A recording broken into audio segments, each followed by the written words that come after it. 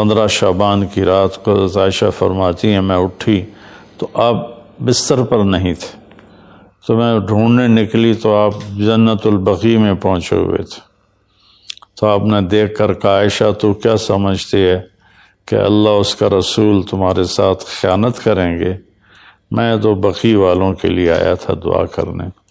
پھر آپ نے فرمایا آج کی رات وہ رات ہے جس میں اللہ تبارک و تعالی بنو کلب ایک قبیلہ ہے جن کے پاس بھیڑ بکریاں بہت زیادہ تھیں، کہا عائشہ جتنی بنو کلب کی بھیڑ بکریوں کے جسم پر بال ہیں ان بالوں کی تعداد کے برابر اللہ تعالیٰ اپنے بندوں کو مغفرت فرماتا ہے، جہنم سے خلاصی فرماتا ہے۔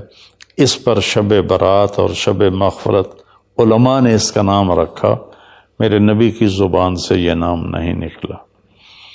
تو اس کی یہ فضیلت ہے کہ اس میں اللہ تعالیٰ کی طرف سے بخشش کا نزول ہوتا ہے۔ باقی یہ جو کہتے ہیں کہ اس میں فرشتہ اترتا ہے اور سارے سال کا بجٹ بتاتا ہے اور سارے سال کے واقعات، یہ کسی حدیث میں میری نظر سے نہیں گزرا۔ سورہ دخان میں فیہا یفرق کل امر حکیم کا جو آیت آتی ہے تو اس سے پہلے کی آیت شب برات کی نفی کرتی ہے، انا انزلناہ فی لیلۃ مبارکۃ، کہ ہم نے اس سے مبارک رات میں اتارا قرآن پاک۔ تو قرآن پاک تو لیلۃ القدر میں اترا ہے، تو اگر کوئی کسی قسم کے اعلانات ہوتے ہیں تو پھر شب قدر میں ہوتے ہیں، اس رات میں نہیں ہوتے۔ دوسرا یہ ہے کہ اس کے روزے اور بندگی کے بارے میں، شب قدر کی اللہ کے واسطے میری بات دھیان سے سنو، اللہ کی قسم کوئی خاص عبادت میرے نبی نے نہیں بتائی، لیلۃ القدر کی کوئی خاص عبادت میرے نبی نے نہیں فرمائی۔ حضرت عائشہ رضی اللہ عنہ نے پوچھا یا رسول اللہ اگر مجھے لیلۃ القدر نصیب ہو تو میں کیا کروں؟ کہا یہ دعا پڑھو، اللہم انک عفو تحب العفو فاعف عنی، اللہ تو معاف کرنے والا ہے، معافی کو پسند فرماتا ہے، مجھے معاف فرما۔ تو میرے نبی کی عبادت وہی 11 رکعت تہجد کے نوافل تھے، چاہے وہ شب قدر تھی، چاہے وہ شب برات تھی، چاہے وہ شب جمعہ تھی۔ تو اب اس کے نام پر لوگوں نے کیا کیا خرافہ، چونکہ ہم قرآن اور حدیث سے نہیں جڑے، کتابیں لکھی ہوئی ہیں، کس نے لکھی، اس کی سند کیا ہے، اس کی تمیز ہی کوئی نہیں ہے، تو وہ پھر بہت ہی زیادہ 4 رکعت پڑھو، پہلی رکعت میں یہ پڑھو، دوسری میں یہ پڑھو، تیسری میں یہ، چوتھی میں یہ سب بدعات ہیں، ان کا کوئی تعلق نہیں میرے نبی کے کسی بھی فرمان سے۔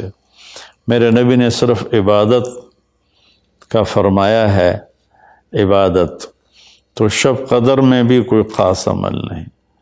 اور دوسری بات یہ کہ اگر آپ نے عبادت کرنی ہے تو مسجد نہیں گھر، مسجد نہیں گھر، مسجد نہیں گھر۔ میرے نبی نفلی بندگی گھر میں ادا فرماتے تھے۔ اب شب برات میں صلاۃ تسبیح کی جماعت ہو رہی ہوتی ہے، یہ کتنی بڑی نادانی کی بات ہے۔